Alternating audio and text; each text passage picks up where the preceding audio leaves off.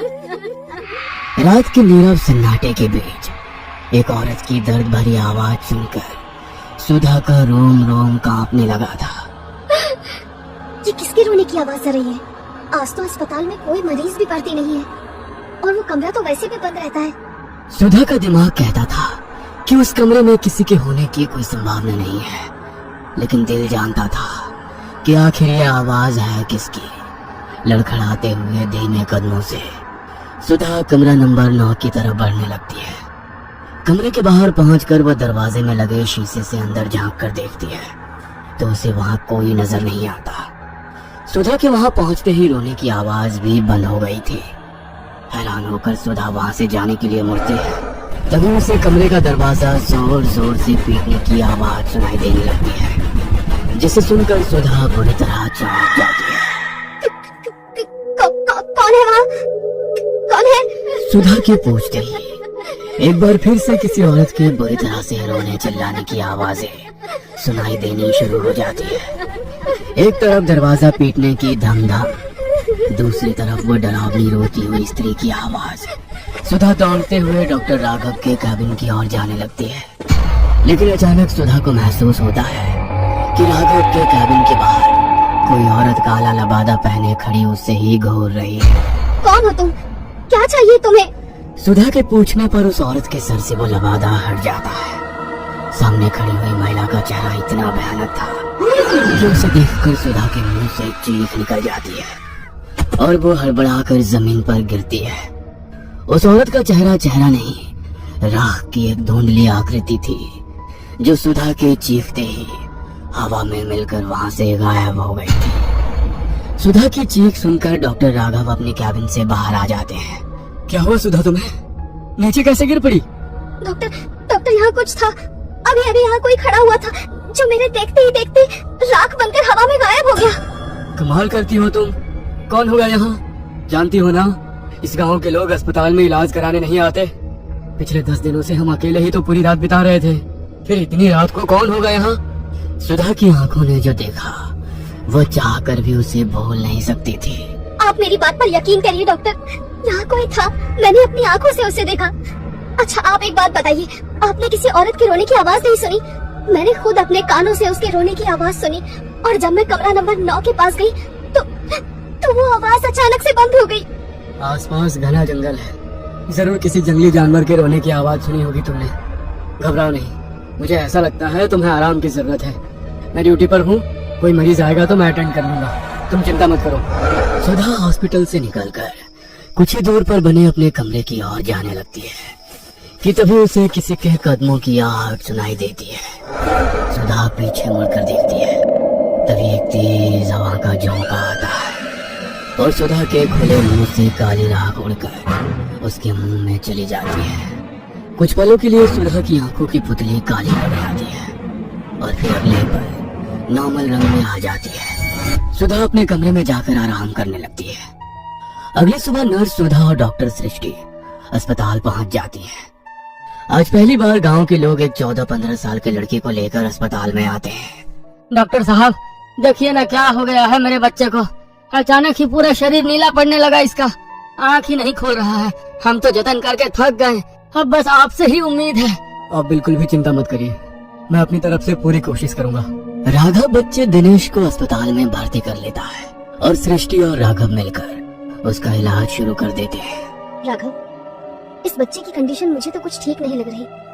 ना तो किसी जहरीले जानवर के काटने का शरीर पर कोई निशान दिखाई दे रहा है और ना ही ऐसा लगता है कि इसने कोई जहरीली चीज खाई हो।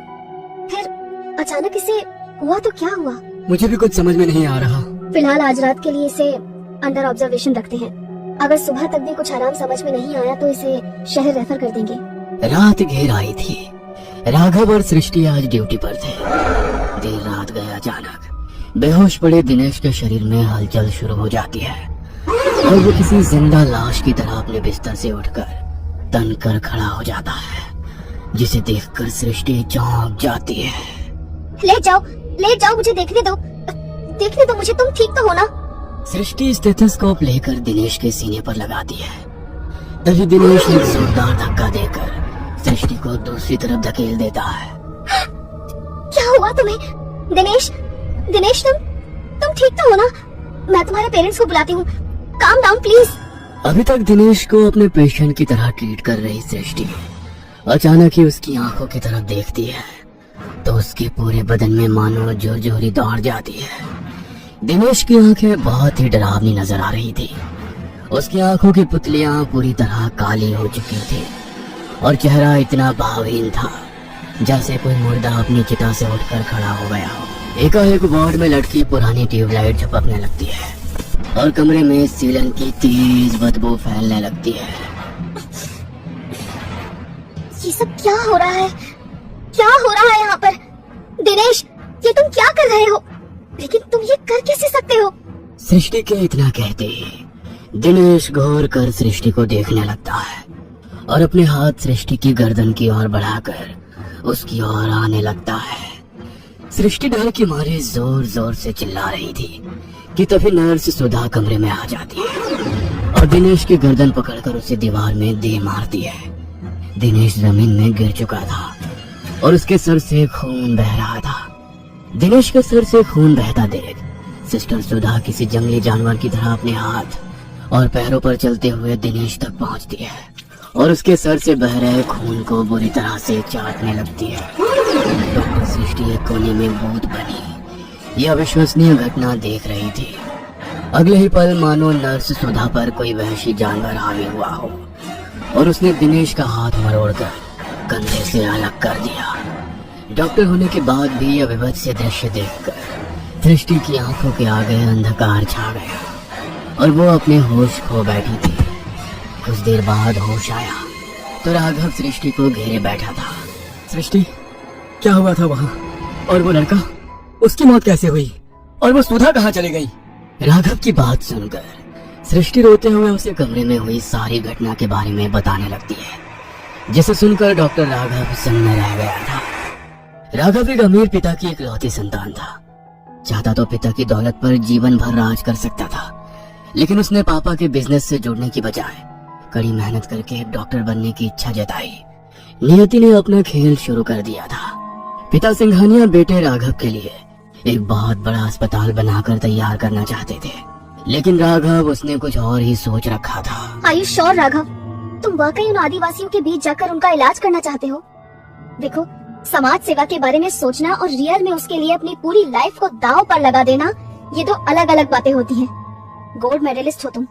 पीजी करने के बाद अगर तुम चाहोगे तो बड़े से बड़े अस्पताल में प्रैक्टिस करके लाखों रुपए कमा सकते हो। मुझे पैसे कमाने के होते ना सृष्टि, तो मैं पापा का बिजनेस भी ज्वाइन कर सकता था। मेरी लाइफ का कुछ अलग ही पर्पस है। सिर्फ पैसे कमाने में मैं उसे बर्बाद नहीं करना चाहता। बड़ी बड़ी बातें करने वाले तो मैंने बहुत देखे हैं राघव। तुम पहले इंसान हो जो सच में इतने बड़े खानदान का बेटा होकर भी उस बीहड़ में अपनी जिंदगी कुर्बान करने जा रहे हो। इतना कहकर सृष्टि कुछ पलों के लिए शांत हो गई थी। Don't be sad Srishti, I understand. तुम्हारी फीलिंग्स की रिस्पेक्ट करता हूँ, लेकिन मैं यही चाहता हूँ कि तुम अपनी जिंदगी में आगे बढ़ो। मेरा इंतजार मत करना, मैं लौट कर नहीं आऊंगा। और मेरा यकीन करो, मैंने ऐसा एक पल के लिए भी नहीं सोचा कि तुम अपनी पूरी जिंदगी दांव पर लगाकर मेरे साथ आओगी। सृष्टि और राघव ने 2 साल पहले मेडिकल में अपना पीजी कंप्लीट किया था। दोनों ही काबिल डॉक्टर बन गए थे। पिछले 8 सालों से पढ़ाई के दौरान दोनों साथ में थे, लेकिन पढ़ाई पूरी करने के बाद राघव ने कहा कि वह अपनी सारी जिंदगी उन लोगों के लिए डिवोट करना चाहता है जिनके पास आज भी मेडिकल फैसिलिटीज के नाम पर कुछ भी नहीं है। तुम किसी भी गांव में जाकर सोशल सर्विस कर सकते हो। ये आदिवासी गांव ही क्यों, मैंने सुना है ये आदिवासी लोग बड़े खतरनाक होते हैं। इनकी अपनी कुछ प्रैक्टिस होती है और ये उसी पर भरोसा करते हैं। मैंने तो यहाँ तक सुना है कि ये लोग दवाइयाँ, हॉस्पिटल, इन सब चीजों में विश्वास ही नहीं करते। आज भी अपने पारंपरिक तरीकों से ही बीमार लोगों का इलाज करते हैं। मुझे तुम्हारी बहुत चिंता हो रही है राघव। पता नहीं वो लोग तुम्हें एक्सेप्ट कर भी पाएंगे या नहीं। तुम बिना बात की फिक्र कर रही हो। अरे ऐसा कुछ भी नहीं है, वहाँ पहले से ही एक हॉस्पिटल है, बस थोड़ा मेंटेन करवाना पड़ेगा, सब हो जाएगा, डोंट वरी। राघव सृष्टि से प्यार तो बहुत करता था, लेकिन वह जानता था उसे अगर अपने मकसद तक पहुंचना है तो इस इमोशनल कनेक्शन को यहीं तोड़ना होगा। सबको छोड़ छाड़ कर राघव झारखंड की पहाड़ियों के बीच बने उस आदिवासी गांव में पहुंच गया था। कच्चे मकानों वाले ये छोटा सा गांव बड़े शहर से आए राघव को काफी अजीब नजर आ रहा था। कुछ देर तक गांव में घूमने के बाद उसे एक बूढ़े काका नजर आते हैं। अरे काका, मुझे राजकीय अस्पताल जाना है, जरा मदद कर देंगे क्या? राघव की बात सुनकर बूढ़ा आदमी राघव को ऊपर से नीचे तक घूर कर देखने लगता है। क्यों जा रहे हो वहाँ? अस्पताल नहीं, मुर्दा घर है वो। जो वहाँ जाता है मुर्दे से भी बुरी हालत हो जाती है उसकी। लौट जाओ, कभी मुड़ कर भी उसकी तरफ मत देखना। बड़े अजीब लोग रहते हैं यहाँ। मैंने बस अस्पताल का पता पूछा और ये ऐसे आपे से बाहर हो गए। ठीक है, अस्पताल का पता नहीं बताना मत बताओ, लेकिन ऐसे चीखने चिल्लाने का मतलब क्या है? सृष्टि ठीक कह रही थी, आदिवासी जगह है, यहाँ के लोगों को समझने में मुझे अभी काफी समय लगेगा। अस्पताल को मुर्दा घर कौन कहता है? हाँ? उस बुजुर्ग से मिलने के बाद राघव के मन में एक अजीब सी उथल पुथल मच गई थी। छोटा सा गांव था जो बिल्कुल वीरान और सुनसान दिखाई दे रहा था। कुछ देर बाद राघव एक पुरानी सी खंडहरनुमा बिल्डिंग के सामने खड़ा था, जहाँ टूटे फूटे बोर्ड पर राजकीय अस्पताल लिखा हुआ था। ओह थैंक गॉड, यही है अस्पताल। लेकिन इसकी हालत देखकर तो लगता है यहाँ कोई चिड़िया भी पिछले 10-20 साल से नहीं आई है। राघव ने देखा अस्पताल के दूसरी ओर एक सरकारी आवास भी बना हुआ है। राघव ने सरकारी मकान में जाकर अपना सामान रखा और थोड़ी साफ सफाई के बाद उसे रहने लायक बना लिया। कुछ दिनों की मेहनत के बाद अस्पताल से कुछ कमरे साफ सफाई करके इस्तेमाल लायक हो गए थे। एक दिन अस्पताल के बाहर एक गाड़ी आकर रुकती है, जिसमें डॉक्टर सृष्टि और नर्स सुधा दिखाई दे रहे थे। राघव, हम दोनों भी तुम्हारे इस मिशन में तुम्हारे साथ हैं। अस्पताल हम मिलकर चलाएंगे, लेकिन अभी भी मेरे मन में बार बार यही सवाल आता है कि आखिर इतनी दूर ये गांव में आकर ही क्यों तुमने अस्पताल बनाया? सृष्टि, कुछ सवाल इंसान को कभी चैन से जीने नहीं देते, और मैं यहाँ अपने मन में उमड़ रहे सवालों का जवाब पाने के लिए आया हूँ। बचपन से ही मुझे कुछ अजीबोगरीब सपने बेचैन करते थे। सपने इतने धुंधले थे कि साफ साफ कुछ समझ में नहीं आता था। धीरे धीरे जब मैं बड़ा होने लगा तो एक एक करके कुछ चीजें साफ दिखाई देने लगी, और उन सपनों में ही मैंने कुंदनगढ़ का राजकीय अस्पताल भी देखा। पिताजी से मैंने कई बार पूछा कि क्या मेरा कुंदनगढ़ से कोई संबंध है, तो उन्होंने हमेशा इनकार कर दिया। बस उन बिखरी कड़ियों को जोड़ने के लिए मैंने यहाँ आकर प्रैक्टिस करने का विचार बनाया। मैं खुद को यहाँ से बहुत जुड़ा हुआ सा महसूस कर रहा हूँ। इस हॉस्पिटल का हर कोना ऐसा लगता है जैसे मुझसे कुछ कहना चाहता है। सृष्टि राघव से अलग नहीं होना चाहती थी, इसलिए काफी सोचने के बाद अब वो भी राघव के साथ हॉस्पिटल में काम करने के लिए अपने साथ एक नर्स सुधा को लेकर कुंदनगढ़ आ जाती है। हम क्या मुंह दिखाएंगे सृष्टि? वो लड़का हमारी जिम्मेदारी था। आदिवासी गांव है, पहले ही लोग हमारे इलाज करने के अंग्रेजी तरीकों पर भरोसा नहीं करते। ऐसे में अगर उन्हें पता लगा कि हमारे अस्पताल में हमारी नर्स के हाथों उनके बच्चे की मौत हो गई है, तो हम इस गांव से जिंदा लौट कर नहीं जाएंगे। मेरे पास एक आइडिया है, इस बच्चे की बॉडी को सील कर देते हैं और गांव वालों को यही बताएंगे कि शरीर में एक ऐसा इन्फेक्शन है जिसे यदि किसी ने भी छुआ तो उसे भी यही खतरनाक बीमारी लग सकती है, और इस बीमारी के कारण ही दिनेश की मौत हुई। हो सकता है गांव वाले हमारी बात पर भरोसा कर लें। जैसा कि सृष्टि ने कहा था, डॉक्टर राघव गांव के मुखिया को दिनेश की बॉडी सौंपते हुए वही बातें दोहरा देता है। मुझे ऐसा लगता है डॉक्टर साहब ठीक कह रहे हैं, वाकई दिनेश की हालत सामान्य नहीं थी। अगर डॉक्टर साहब का कहना है कि दिनेश को किसी को भी नहीं छूना चाहिए, तो हमें उनकी बात माननी ही चाहिए। कोई भी दिनेश की लाश को नहीं छुएगा, ऐसे ही बक्से में बंद करके ही उसका अंतिम संस्कार कर देंगे। मैं नहीं चाहता कि कोई भी महामारी इस गांव में फैले। गांव वालों ने सृष्टि और राघव की बातों पर भरोसा कर लिया था। फिलहाल तो गांव के लोगों को पता नहीं लग पाया था कि नर्स सुधा ने उसकी जान ली है, लेकिन राघव और सृष्टि के सामने कई अनसुलझे सवाल खड़े हो गए थे। आखिर सुधा को क्या हुआ है? ऐसे अचानक उसने दिनेश को क्यों मार डाला, और अब वो गायब कहाँ हो गई है? आखिर क्या है इस अस्पताल का राज? क्या नर्स सुधा पर कोई शैतानी ताकत सवार हो गई है? क्या राघव और सृष्टि यहाँ से कभी निकल पाएंगे? जानने के लिए देखना ना भूलें अगला बार।